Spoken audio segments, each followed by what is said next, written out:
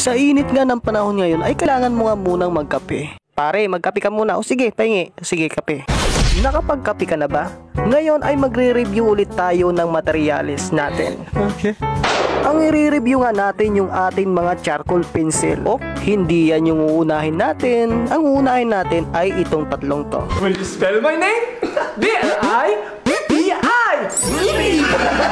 Itong nire-review natin ay galing nga pala ito sa comment dito kay Danilo Becerra 30. Pa-review ng soft hard, soft charcoal idol kung para saan ang mga yan. Bago yan ay kumain muna tayo. Manong, napubuhos na. Ano bang pakialam mo? Lagyan mo, bilis, dali. Oh, wag sa sunod, wag ka magkikialam ha. Ay, ito. Ang sungit mo naman, Manong. Ang sungit naman nun. Kung nabusog kayo sa pagkain ay ito na ay gagawin na natin yung ating review tutorials. Itong mga charcoal na hinahawakan ko ay ito yung i-review natin na galing doon sa comment section. Shoutout nga pala muna sa Sulit Artist Philippines at sa mga members natin dyan. Sa maigsing panahon ay 6,000 members na pala tayo dyan.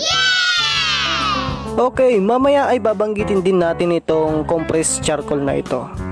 So itatabi na muna natin. Meron nga tayo dito mga gamit natin at display lang natin muna ito. At hindi yan yung magiging topic natin. So dito ay meron nga tayong kapirasong paper at gagamitin natin ito sa pag-discuss natin ng tatlong charcoal na ito. Una nga natin itong medium charcoal natin. Bakit ba hindi ito ginagamit sa pag-shading? Itong charcoal na medium na ito.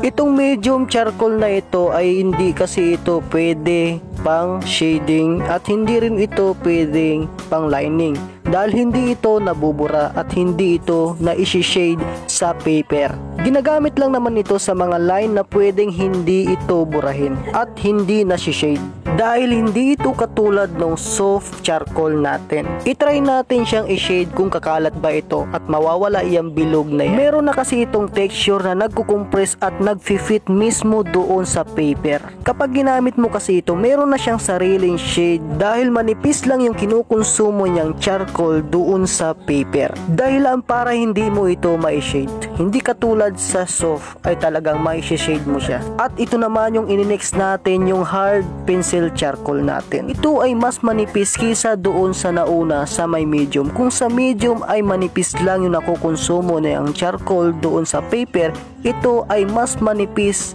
pa ang nakukonsumo nito na charcoal dito sa paper. Dahilan din ito para hindi mo ito ma-shade ng cotton.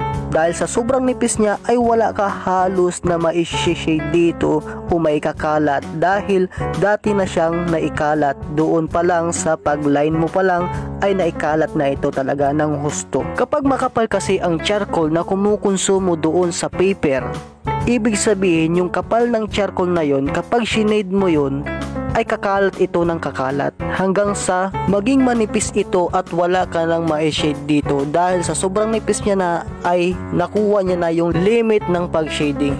Tignan mo ito, halos hindi niya na makuha yung pag-shade dahil wala itong nailalabas na konsumong charcoal dito sa paper. Dahil itong hard at medium na ito ay halos wala itong charcoal powder na lumalabas dito sa charcoal kapag iguhit natin ito. Hindi katulad dito sa may soft charcoal natin. Ito yung soft charcoal natin. Dito ay mas mauunawaan nyo yung aking sinasabi. Itong soft ay iba dito sa dalawang ito.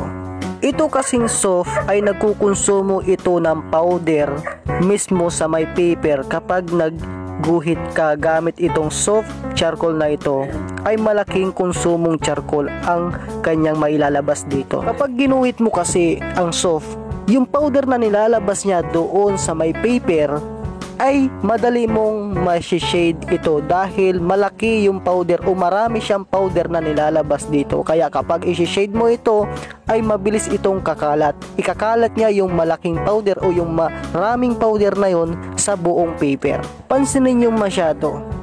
Kapag yung sobrang nipis yung nilalagay niya o nilalabas niyang konsumo doon sa may paper, kapag shinade mo yon ay wala itong makukuhang powder. Kaya wala itong halos na pakinabang kumpara dito sa may soft natin na charcoal. Yung hard at medium ay halos magkaparehas lang sila. Kaya kapag bibili ka ng charcoal ay piliin mo yung soft na charcoal pencil. Kung may idea ka o may dagdag dito sa video na ito, ay comment mo naman sa aking comment section. Siya nga pala sa pag-giveaway natin, kaya hindi pa ako namimili kung sino ang manalo dito, ay dahil gusto ko itong dagdagan kahit papaano ng iba pang mga pencil para naman yung iba ay may makuha.